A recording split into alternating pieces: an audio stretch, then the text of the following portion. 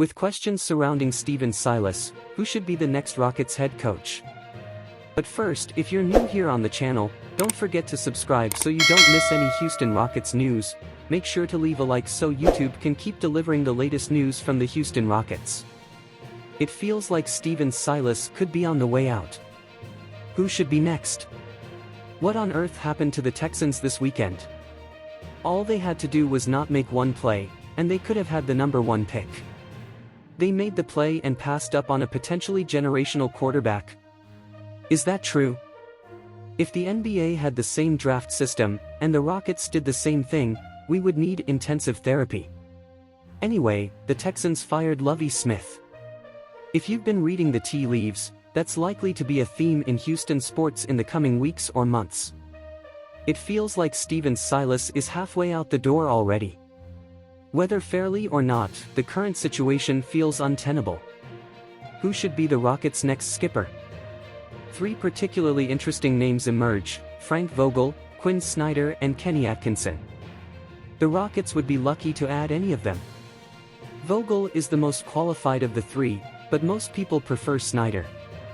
As the head coach of the Utah Jazz for several years, Snyder ran an interesting offense that wouldn't deviate too significantly from the one the Rockets currently try to run. It's a modernized pick-and-spread attack with some elements of motion. The basis of Snyder's offense is the pick and roll, but he still implements off-ball screens, cutting and dribble handoffs. By contrast, neither Vogel or Atkinson have as distinctive an offensive identity. Still, there would be benefits to landing either. Vogel is a defensive-minded coach. Meanwhile, Atkinson oversaw a successful rebuild as the coach of the Brooklyn Nets. Those teams had less raw talent than the Rockets will next season, and he got them in good shape. Any of these options would be solid. Should the Rockets be looking for a diamond in the rough?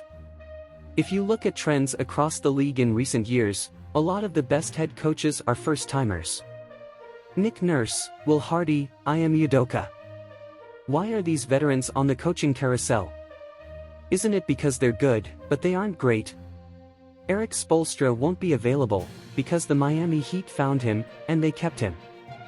If the Rockets hire a trusted veteran, that's understandable. But they could try to find their keeper. He may already be on staff. A lot of Rockets fans would like to see Mahmoud Abdel-Fattah take the wheel. His high-octane, transition-heavy brand of basketball would suit the personnel the Rockets are likely to have next season. It's sure done well for the Rio Grande Vipers. Otherwise, hiring Sam Cassell has a lot of emotional appeal. It's hard to pinpoint his offensive style. We've never seen him as a head coach in any capacity. Still, he's a respected assistant around the league. Becky Hammon is another name the Rockets ought to consider.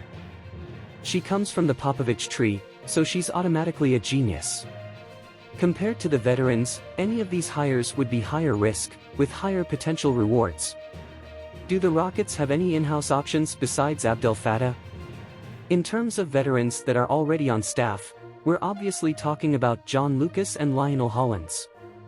If you want the Rockets to pursue the next great NBA head coach, this isn't the play. Alternatively, if you just want to see a stabilizing force, Lucas is an especially appealing option. His voice is already respected in this locker room. Finally, we have the possibility of keeping Silas on board. You know the argument: Silas was supposed to coach Harden and Westbrook, his system could work with Scoot Henderson, etc., etc. Most people think Silas was put in an unfair position. Which coach do you think would be the better option for our team? Comment your own pick. Stay tuned by subscribing so I can keep you updated on every Houston Rockets latest news.